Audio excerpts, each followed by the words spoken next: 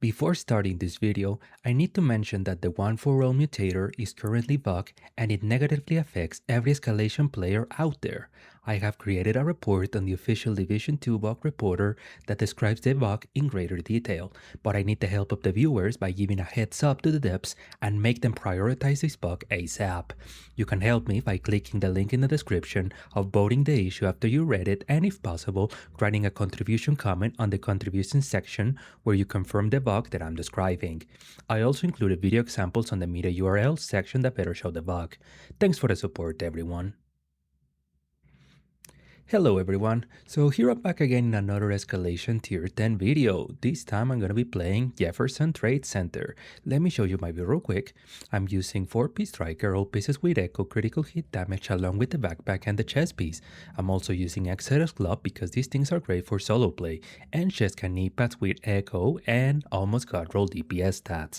I'm also using double MK46, both weapons with echo, critical hit chance and frenzy. That way I can deal with the variety pack debuff. I'm also using the quick step, the reviver hype, the decoy, and the gunner specialization. For the seasonal modifier, I already have it maxed out. I'm using the invincible active modifier alongside with munitions belt, contagion, and the surge drive passive modifiers. Now for my stats, here are all the sources for critical hit chance. I have 186.3% critical hit damage, and I have a sum of 201.5% on weapon damage and LMG damage. So let's start with the run.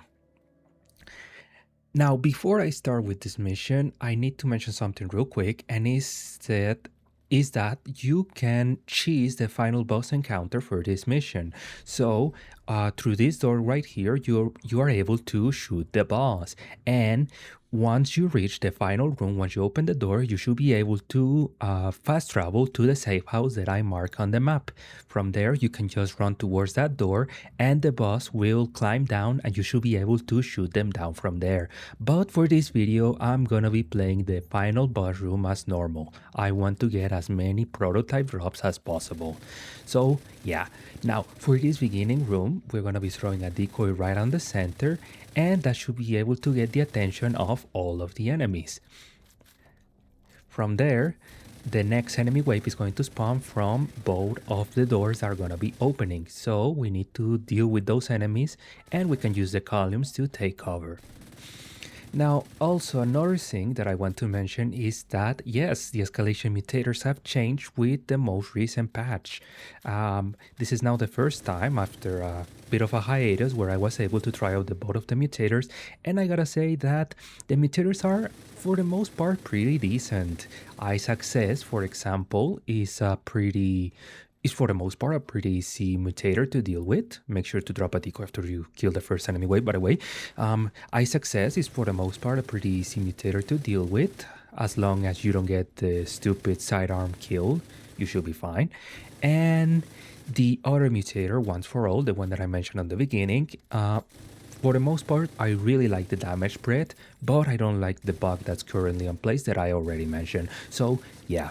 Now, for this second room, I didn't really mention it, but you can deal with the beginning wave without throwing a decoy in the first place. Make sure that you prioritize the turret enemies, the guys that drop the turrets right away, and then you run a little bit forward, drop a decoy, and you can bypass the attention from all the enemies from the second and third waves, by the way. So yeah, pretty easy strat for this second room.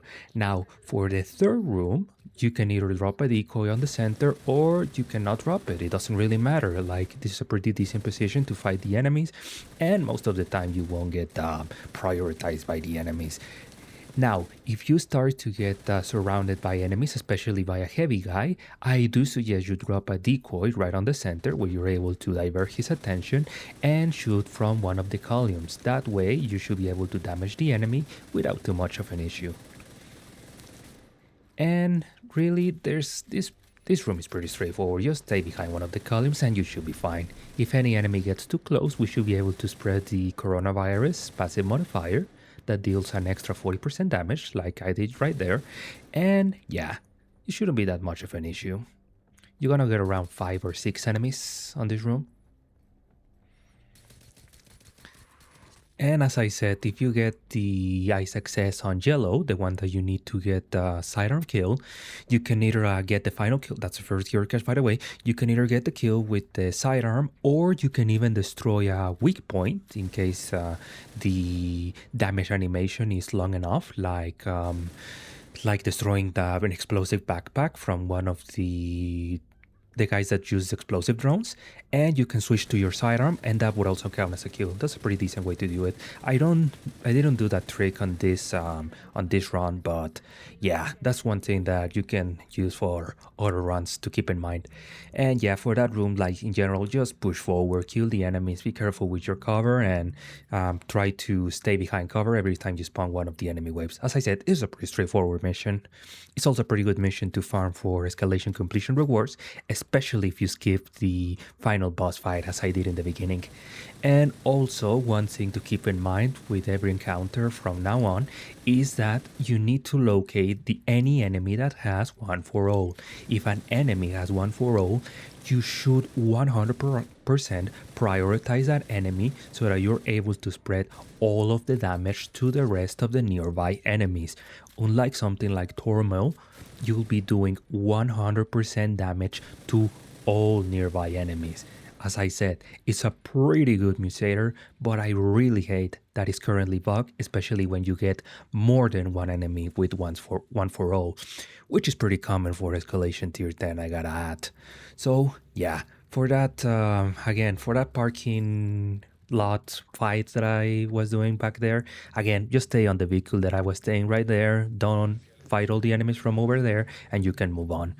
It's a pretty great thing from losing a hot foot. You don't have you are able to like actually sit down and camp behind a piece of cover and deal with all of the enemies. You don't have to do the stupid chicken dance that we were having to do on the previous patches. So thank you, Massive, for removing hot foot. It wasn't as horrible as Anchor, but still, thank you, Massive. So, anyways, there's the gear crate number 2 to my right over there. And yeah, this mission has 6 gear crates that we can find throughout the whole mission. Now, the next gear crate is gonna be found upstairs after we open this door. Before we continue along with the mission, we can go through this open door frame, and we are gonna find gear crate number 3. So keep that in mind. Now for the next encounter, I do suggest that you stay behind that orange piece of cover that's to the left. This is pretty much the best place where you can deal with the beginning enemy waves. I believe there's 2 or 3 enemy waves from the beginning section of this part. And as long as you don't go past where the heavy enemy is currently sitting at, you should be able to deal with the first enemy waves pretty safely without spawning any additional enemies. So yeah, I do suggest that you stay right over here and kill all of the enemies before you continue along with the mission. And yeah, like you can just use this entire section of the garage lot. Like you can hide behind the SUV right on the back of where the heavy enemy is walking, right behind the white sedan car. You can stay as anywhere you like, but just don't go past the column on the middle. So we're gonna be killing this last enemy, and that should be the last NPC. Once you deal with the last NPC, make sure that you have a decoy ready. And as soon as we move over here, we're gonna drop a decoy that should take the attention from all the nearby enemies that are gonna be spawning, and that should help you be able to deal with the last 2 enemy waves that are gonna be spawning from the door to the left. That door to the left is pretty dangerous if you don't know or if you're not careful with the enemy spawns. So yeah, luckily this position is pretty chill to fight the enemies from. That's the last enemy. Gonna be using the sidearm because of eye success. I don't want to get another long cooldown. And there you go. We're gonna grab our LMG ammo drops, and we can continue along with the mission. Let's empty out our LMG. And we can continue along. There we go. So for gear crate, you're gonna find it on the right side of the door. It's gonna be a Hyenas gear crate, and because of that, you're gonna need a Hyenas key to open it. Now we're gonna continue along. And for next part, you're gonna be getting the first enemy wave of enemies. You're gonna be getting around 6 NPCs, and as always, you should be able to see the enemies with one for all. Now, this example right here is a pretty good example of the bug that I was talking about at the beginning of the video. The enemies that have one for all, they still get the damage reduction, even though the description says that they shouldn't be getting the damage reduction at all. Also, the damage reduction is around 60% on this video. So yeah, I would really appreciate if you guys help me with the little disclaimer that I left on the beginning of the video. As I said, this affects every escalation player out there. Doesn't matter if you play solo, co-op, tier 3 all the way up to tier 10, it affects everyone. So yeah, outside of that, just stay on the little cover section that I was at, or you can even move to the middle, and don't push too forward, like right next to the middle of the room, because otherwise you're gonna spawn the next wave of enemies. Once you deal with the beginning wave of enemies, you should be able to safely approach, drop a decoy right in the middle, and be able to deal with the 2 enemy waves that are going to be spawning. The first one is going to spawn on the left side, and after you kill a few NPCs, an extra enemy wave is going to spawn to the right. So yeah, just keep that in mind. And as I said, the mutators in general, they're pretty chill after I am ignoring the bug with one for all. So props to Massive for not making a horrible mutator, at least for solo players. So let's deal with the enemies. They usually like to stay on the back, so we can either drop a decoy and trying to flank them from one of the sides.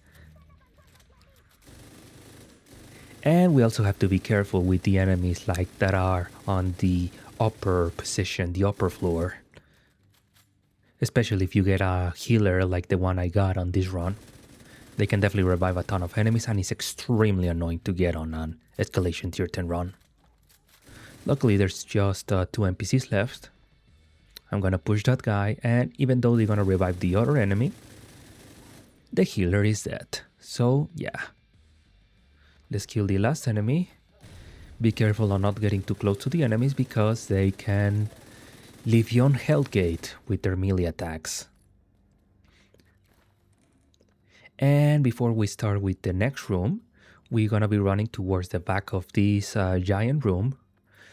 Jump to the piece of cover on the left, and you're gonna find gear crate number 5. So let's continue along with the mission. And now for this next room, I highly suggest that you have full ammo. There's gonna be a ton of enemies that are gonna be spawning.